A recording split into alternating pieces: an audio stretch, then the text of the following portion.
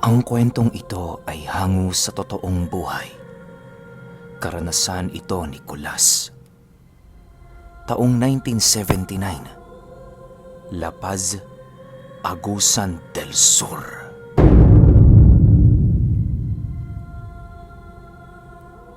Itong mga panahong ito, kasalukuyang nakatira ang buong pamilya ni Kulas sa lugar ng La Paz. Malapit sila noon sa isang sapa na kung tawagin ay Adgawan. Tumutungo lamang sila noon sa sapa kapag kasama nila ang kanilang mga magulang para mangisda at maglaba ng kanilang mga damit. Dahil sa bata pa noon si Kulas, wala siyang kaide-ideya sa dulot na panganib ng sapa. May mga istoryang bumabalot noon sa kanilang baryo ukol sa lugar, subalit ipinagsawalang bahala lamang ito ni Kulas at ng kanyang mga kapatid. Kapag nakikita kasi nila noon ang sapa, halos hindi nila maiwasang magtampisaw dulot ng napakalamig na tubig sa lugar.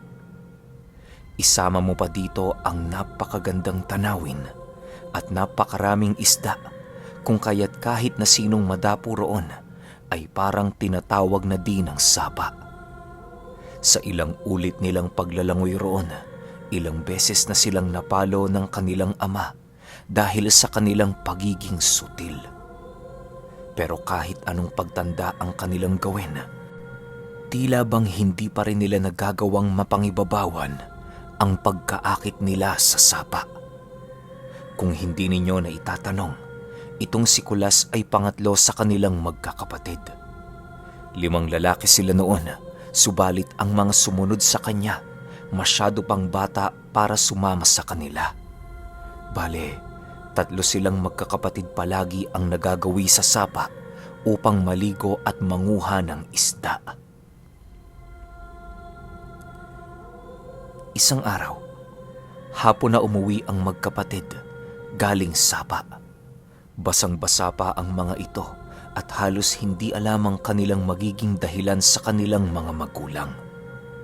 Tahimik lang noon si Kulas at parabang naghihintay lamang ito ng kanilang magiging kaparusahan.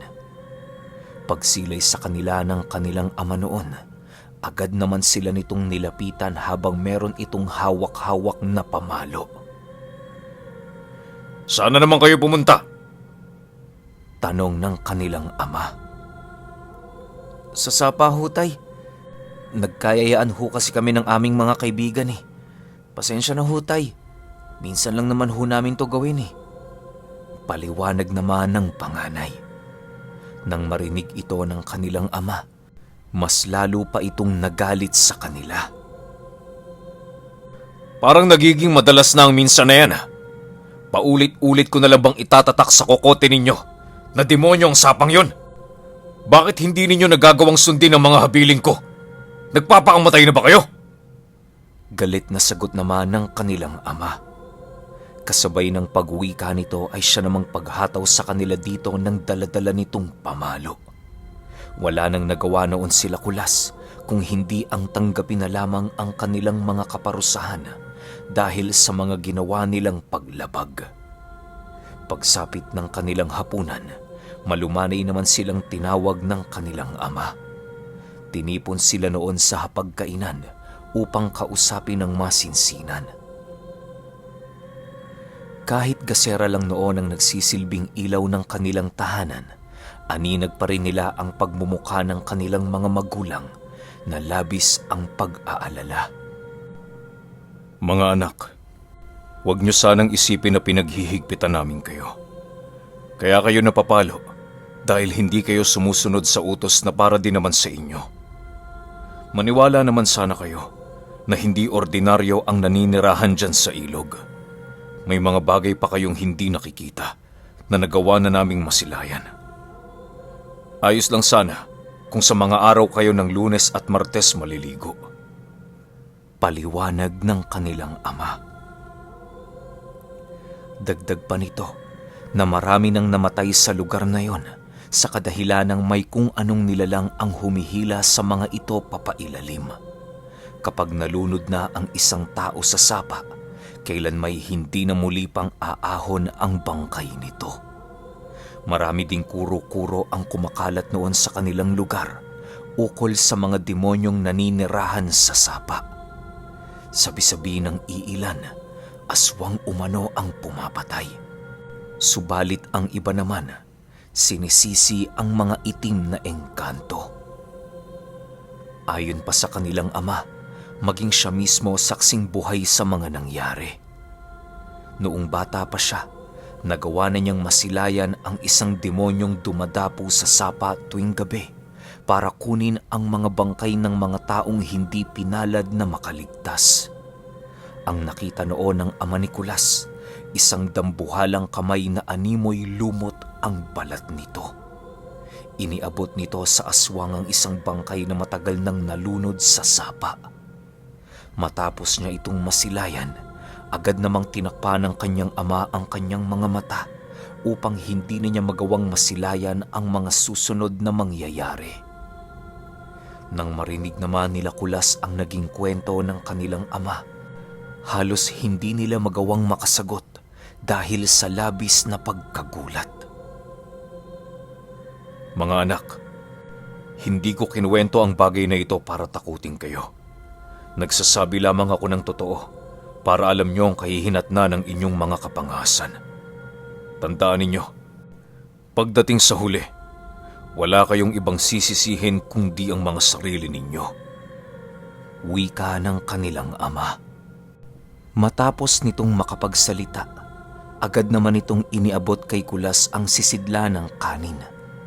Tumigil na din yon sa kanyang ginagawang pagkwento nang sa gayoy makakain na sila ng formal at diretsyo. Paglalim ng gabi, isinama si Kulas ng kanyang ama patungo sa likod ng kanilang bahay. Humarap sila noon sa sapa habang patuloy na pinagmamasdan ang buong paligid. Tay, hindi ho ba kayo nagsisinungaling sa mga kwento ninyo? Tanong ni Kulas habang nakaupo sila sa isang silya. Anak, ayokong magsinungaling sa inyo. Lahat ng sinasabi ko ay may katotohanan at basehan. Kapag lumaki ka na, sigurado akong malalaman mo ang lahat ng nais kong iparating sa inyo. Makinig ka para hindi ka mapahamak. Sagot naman ng kanyang ama. Maya-maya pa, bigla namang napatahimik ang dalawa nang makarinig sila ng isang pag-alulong ng aso.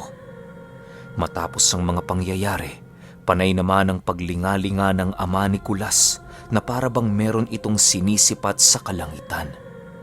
Dahan-dahan na din sila noong tumungo sa ilalim ng papag ng kanilang kubo upang sumilong at magtago. Tay, ano bang nangyayari? Bakit ba tayo pumunta rito? Tanong ni Kulas. Maghintay ka lang, anak. May bagay akong ipapakita sa iyo. Sagot naman ng kanyang ama. Ilang minuto pa ang lumipas, napatahimik naman silang dalawa nang itinuro ng kanyang ama ang isang lugar na malapit sa sapa.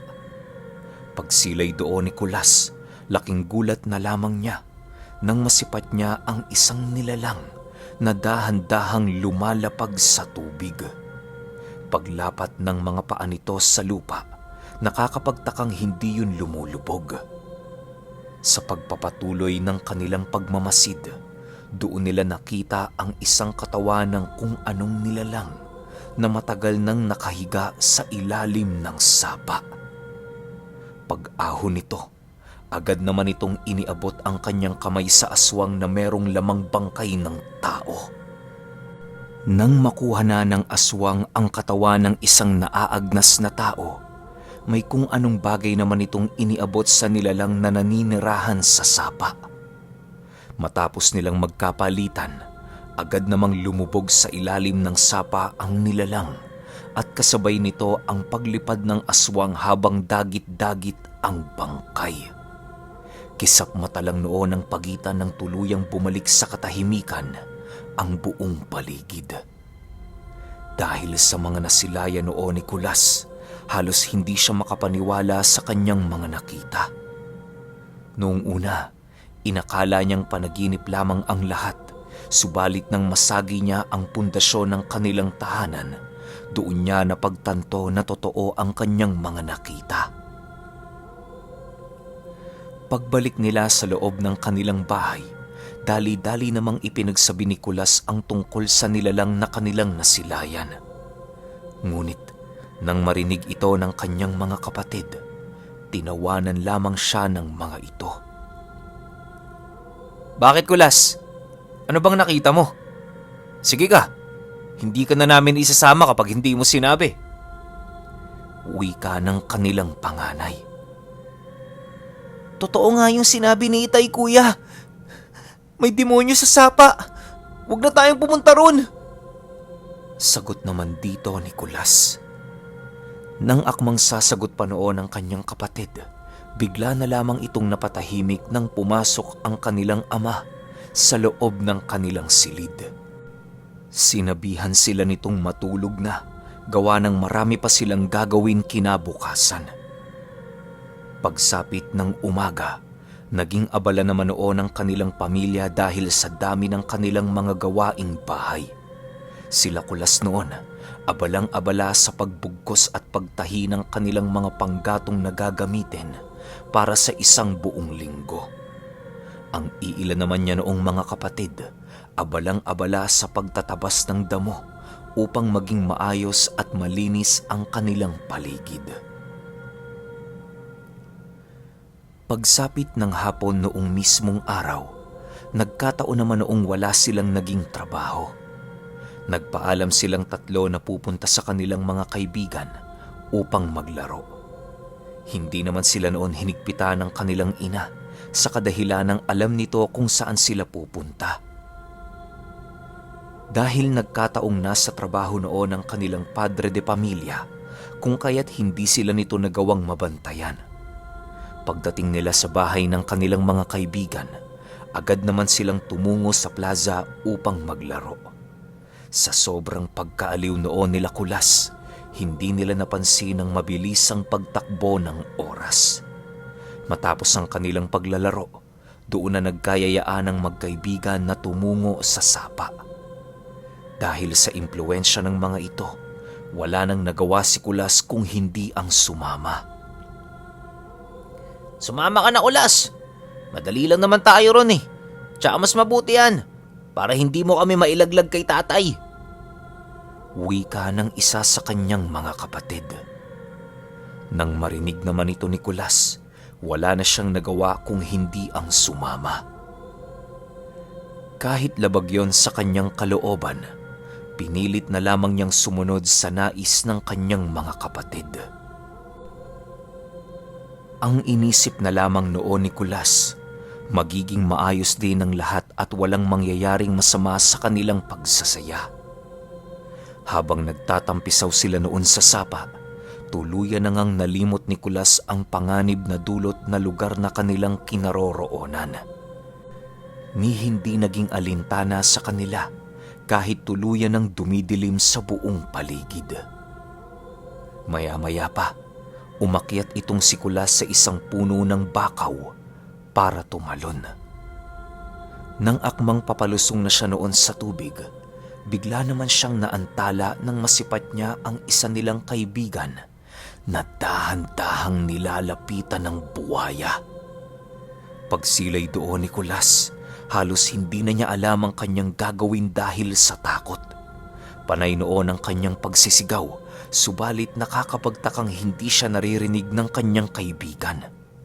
Maya-maya pa, laking gulat na lamang niya nang hilahin pababa ng buwaya ang batang yun. Dahil sa mga nakita noon ni Kulas, agad naman siyang tumalon sa sapa upang pagsabihan ang kanyang mga kapatid ukol sa nangyari. Nagawa naman nilang mapuntahan ang pinaglubugan nito, subalit bigo silang makita ang katawan ng kanilang kaibigan. Nang mapagtanto nila Kulas na masyado nang mapanganib ang manatili sa tubig, agad naman silang umahon upang hintayin ang paglitaw ng nalunod nilang kasama. Bagaman bakas sa pagmumukha nila ang labis na pag-aalala, wala na silang nagawa kung hindi ang harapin ang katotohanan. Ilang oras pa ang lumipas, wala talagang nakita sila Kulas na umahon sa sapa. Inakala pa nilang binibiro sila nito, subalit napakalakas na ng kutob ni Kulas na kakaiba na ang mga nangyayari. Pagsapit ng 6:00 ng hapon, dumating naman ang kanilang ama na galit sa kanila. Walang habas sila nitong pinagpapapalo habang paulit-ulit silang pinapagalitan. Sa bawat pagtama ng sanga ng bayabas sa kanilang mga katawan, namimilipit na lamang sila Kulas dahil sa sakit. Ilang minuto pa ang lumipas, tuluyan na ngang nagsidatingan ang iba pa nilang mga kababaryo upang makiusyoso.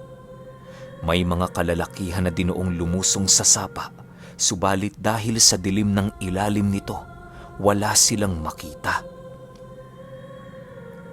Ilang oras pa ang lumipas, tanging mga tanod na lamang ang naiwan sa lugar upang magbantay. Sila Kulas noon, pinauwi na ng kanilang ama habang patuloy na pinapagalitan. Pagdating nila sa kanilang tahanan, buong magdamag naman silang pinaluhod sa asin ng kanilang ama. Masakit man itong gawin para sa kanilang padre de pamilya, wala itong magagawa dahil alam niyang yun lang ang paraan para sila ay magtanda. Habang nakikipag-usap noon si Kulas sa kanyang mga kapatid, doon niya nalaman na hindi pala nito nagawang marinig ang kanyang mga babala. Ayon sa kanilang panganay, ang tingin nila noon kay Kulas ay isang malaking ibon na nakadapo sa sanga ng puno. Imbis na pagsisigaw ni Kulas ang kanilang marinig, huni ng ibon ang kanilang napakinggan noong mismong oras na yon.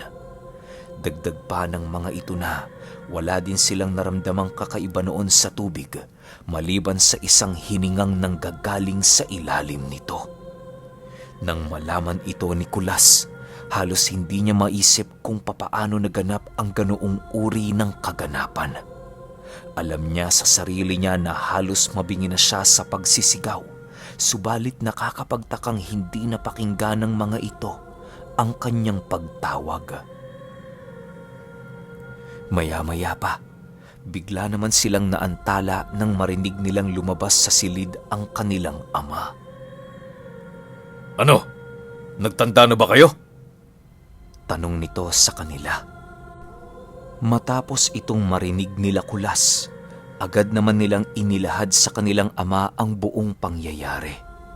Sinabi din noon ni Kulas ang mga kaganapang halos hindi niya magawang mapaniwalaan. Nang marinig ito ng kanyang ama, maging ito man ay hindi makapaniwala sa kanyang mga narinig. Tay, pasensya na ho kayo. Hindi ko ho kasi nagawang mapigilan sila kuya eh. Sila din naman kasi ang may kasalanan kung bakit lumapit pa ako dun sa sapa. Wika ni Kulas. Nang marinig ito ng kanyang ama, agad din naman siya nitong pinatayo sa asing kanyang niluluhuran. Tumayo na kayo dyan mga anak. Sapat na ang parusang yan para kayo'y magtanda. Alalahanin ninyo, hindi palaging umaayon sa inyo ang pagkakataon. Kaya habang wala pang nangyayaring masama sa inyo, iwasan nyo na ang sapa. Wika ng kanilang ama. Matapos itong marinig ng mga bata, agad namang tumayo ang mga ito at pumasok sa kanilang silid. Akala noon ni Kulas, magiging maayos na ang lahat, ngunit lingid sa kanyang kaalaman, meron na palang naisip na kakaibang plano ang kanyang mga kapatid. Kinaumagahan, maaga pa namang nagpaalam ang mga ito na tutungo sa kamag-anak ng kanilang mga kaibigan upang magbigay ng iilang impormasyon na maaaring makatulong sa pamilya ng nawawala. Hinahayaan naman ito ng kanilang ina sa kadahilanang nangako ang mga ito na hindi na babalik sa sapa. Hindi na rin noon sumama si Kulas, gawa ng mariing yung ipinagbawal ng kanyang ama. Habang abala siya noon sa pagtulong sa kanyang ina sa mga gawaing bahay, hindi niya napansin ang bilis ng takbo ng oras. Hindi na rin noon sumagi sa kanyang isipan ng kanyang mga kapatid na maaaring bumalik sa sapa. Pagdating noon ng kanilang ama, laking gulat na lamang nito nang hindi nila matagpuan ang nakatatandang kapatid ni Kulas. Sa puntong yon, nakaramdam na sila ng kaba sa kanilang mga sarili dahil sa pumasok sa kanilang isipan na maaaring bumalik ang mga ito sa sapa upang subukang hanapin ang kanilang kaibigan. Kinagabihan noong mismong araw, naging bigo naman noon sila Kulas na mahanap ang dalawa niyang kapatid. Halos magmakaawa na noon sa kanilang mga kababaryo ang kanyang ama. Maituro lamang ng mga ito ang huling pinuntahan ng dalawa niyang anak. Subalit kahit anong gawin niya, wala talagang nakapagsabi kung saan pumunta ang dalawa. Nang makapagpasya noon ang ama ni Kulas na tumungo sa sapa, sumama naman siya upang kahit papaano'y magawa niyang makatulong. Pagdating nila sa lugar na yon, dahan-dahan naman silang lumapit sa ilog upang makiramdam sa kung anong nilalang ang naroroon. Ilang minuto pa ang lumipas, binagtas naman nila ang pinakadulong bahagi nito sa pagbabakasakaling magagawa nilang matagpuan ang kanyang dalawang kapatid. Maya-maya pa, bigla namang natigilan ang mag-ama nang masipat nila ang isang malawak na parte ng sapa na kung saan nakatayo ang dalawang kapatid ni Kulas. Nakatitig yon sa isang nilalang na nakatayo sa kanilang harapan na halos singtaas ng isang matandang puno. Demonyo! Sinasabi ko na nga ba, mga pasaway kayo! Mga anak!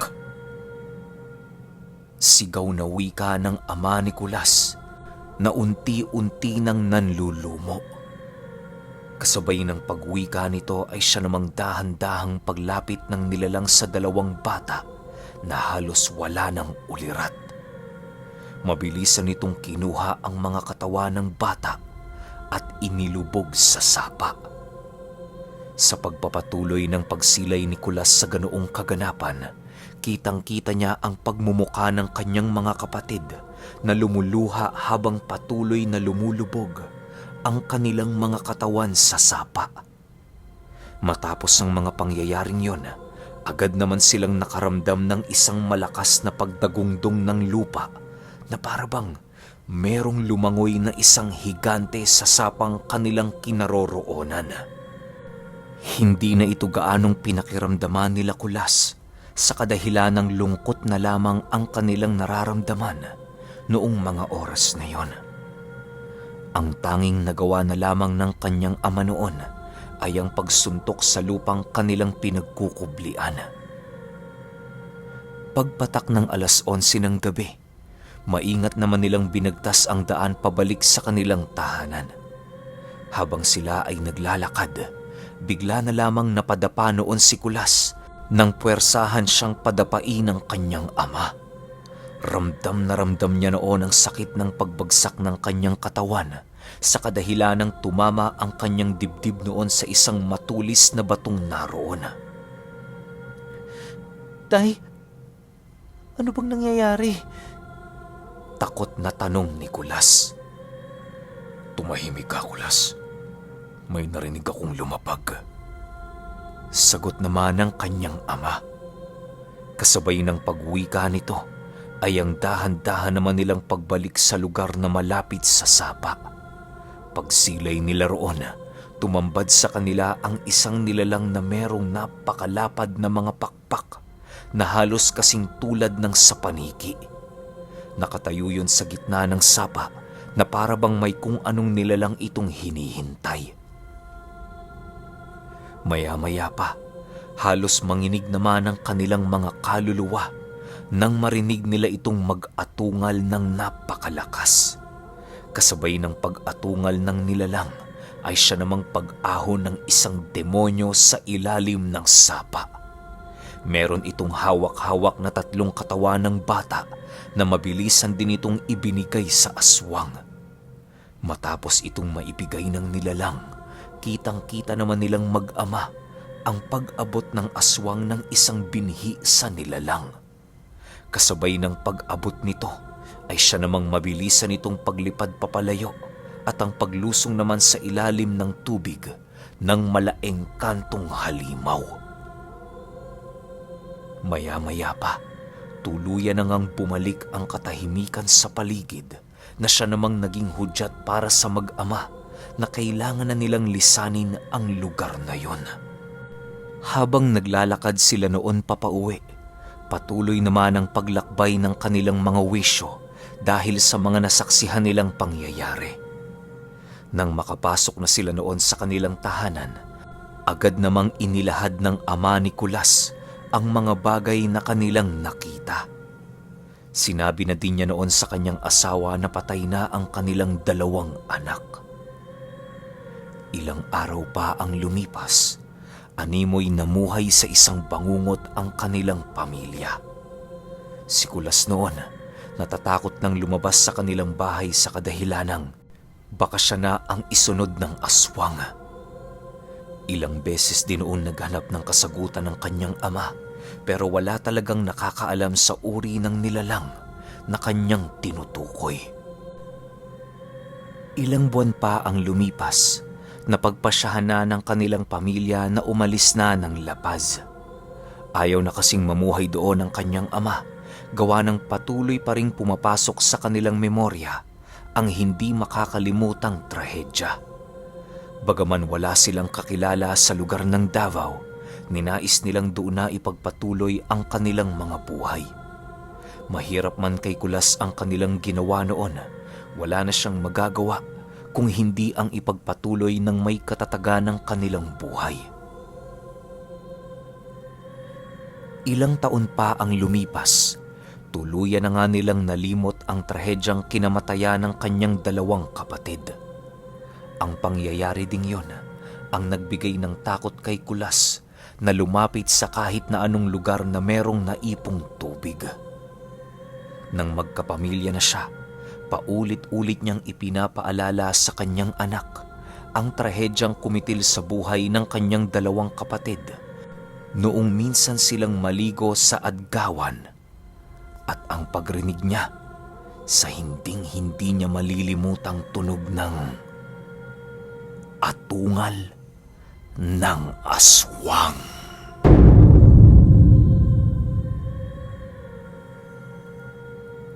Okay, opinyon ko sa kwento. Ang dami kong tanong. Unang-una, anong klase ng engkanto yung nagbibigay ng pagkain sa aswang? At saka bakit parang obligado yung engkanto na magbigay ng pagkain sa aswang? Diba, meron pa ngang nabanggit na nagbigay ng binhi. Ano ba to? Kasangga ng aswang? Alalay ng aswang? Wala, hindi natin alam kasi di ba nga, nagsaliksik din yung tatay ni Kulas pero wala siyang nalaman sa kung anong klase ng halimaw yung nakatira dun sa sapa tsaka yung aswang na pinaglilingkuran ng halimaw na nakatira sa sapa. Pero kayo, baka naman may nakakaalam sa inyo dyan na kung anong klase ng aswang at engkanto yung 2 yon. Kung alam nyo, comment nyo naman sa baba. Yun lang, hanggang sa susunod na kwento. Salamat.